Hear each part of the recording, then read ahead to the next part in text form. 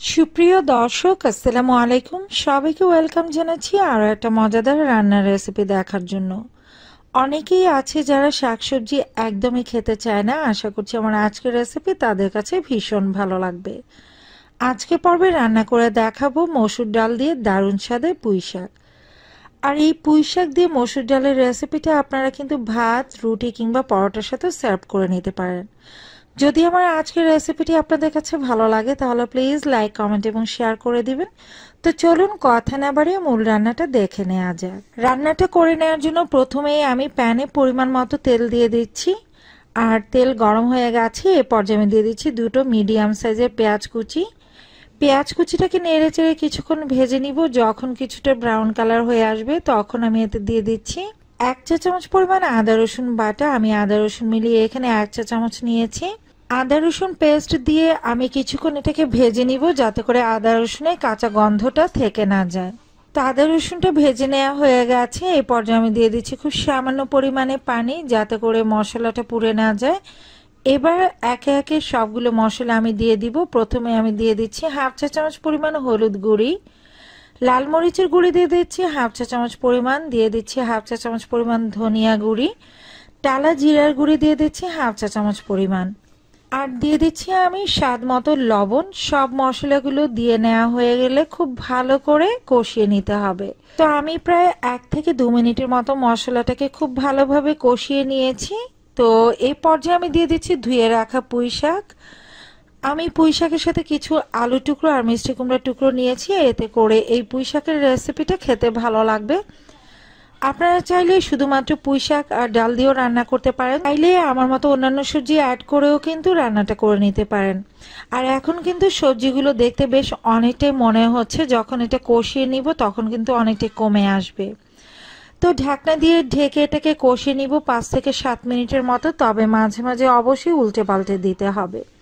তো আমি কিছুক্ষণ পরপর ঢাকনাটা খুলে নিয়ে এটাকে উল্টে পাল্টে দিচ্ছি। আর লক্ষ্য করলে হয়তো দেখতেই পাচ্ছেন এখন কিন্তু সবজির পরিমাণ অনেকটাই কমে গেছে, অর্থাৎ সবজিগুলো একদম কিন্তু চুপসে গেছে। তো সবজিটা যখন অনেকটাই কষানো হয়ে যাবে আর পরিমাপে অনেকটা কমে আসবে, ঠিক এই পর্যায়ে আমি দিয়ে দিচ্ছি ধুয়ে রাখা মসুর ডাল 1/2 কাপ পরিমাণ। তো ডালের পরিমাণটা আপনাদের পছন্দ মতো বাড়িয়ে বা কমিয়েও নিতে পারেন। দিয়ে দিচ্ছি 4 থেকে 5টার মতো কাঁচামরিচ। এবার ভালো করে আরো কিছুটা সময় কষিয়ে নিতে হবে। তো পরিমাণ মতো গরম পানি দিয়ে দিচ্ছি যাতে করে সবজিগুলো ভালোভাবে সেদ্ধ হয়ে যায়।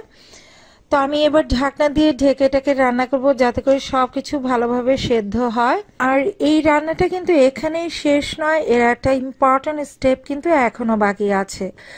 যদি রান্নার স্বাদ আরো একটু বাড়িয়ে নিতে চান তাহলে আরো একটা ইম্পর্টেন্ট স্টেপ অবশ্যই আপনাদেরকে ফলো করতে হবে। তো আমি বেশ কিছুটা সময় রান্না করেছি আর এখন কিন্তু সবকিছু একদম ভালোভাবে সেদ্ধ হয়ে গেছে। আর লক্ষ্য করলে হয়তো দেখতে পাচ্ছেন এটা মাখা মাখা টাইপ হয়ে গেছে। এই রান্নাটা কিন্তু মোটেও খুব বেশি ঝোলঝোল টাইপ রাখা যাবে না, এরকম মাখা মাখা টাইপ হবে। তো এই পর্যায়ে আমি এটাকে নামিয়ে নিব আর একটা বাগার রেডি করে নিব বা সম্বারা রেডি করে নিব। সেই জন্য আমি প্যানে 3 টেবিল চামচের মতো তেল দিয়ে দিয়েছি। দিয়ে দিচ্ছি 2টা শুকনো মরিচ, সেই সাথে দিয়ে দিচ্ছি 2টা মিডিয়াম সাইজের পেঁয়াজ কুচি আর একটা বড় রসুন কুচি। দিয়ে দিচ্ছি চিমটি পরিমাণ গোটা জিরা। মিডিয়াম আছে সবকিছু একটু ভালোভাবে ভেজে নিতে হবে। ভাজতে ভাজতে যখন দেখবেন যে পেঁয়াজ আর রসুন কুচিটা এরকম ব্রাউন টাইপের হয়ে গেছে, ঠিক এই পর্যায়ে কিন্তু আমি রান্না করা ডাল আর পুঁই শাকের সাথে এই সম্বারা বা বাগারটাকে মিক্স করে নিব। আর এই পর্যায়ে কিন্তু চুলাটা বন্ধই আছে। জাস্ট সম্বারা দিয়ে নেড়েচেড়ে একটু মিক্স করে নিতে হবে, কোনোভাবে আর এটাকে জাল করা যাবে না, তাহলে সম্বারার যে সুন্দর একটা সুঘ্রাণ আছে সেটা কিন্তু পাওয়া যাবে না।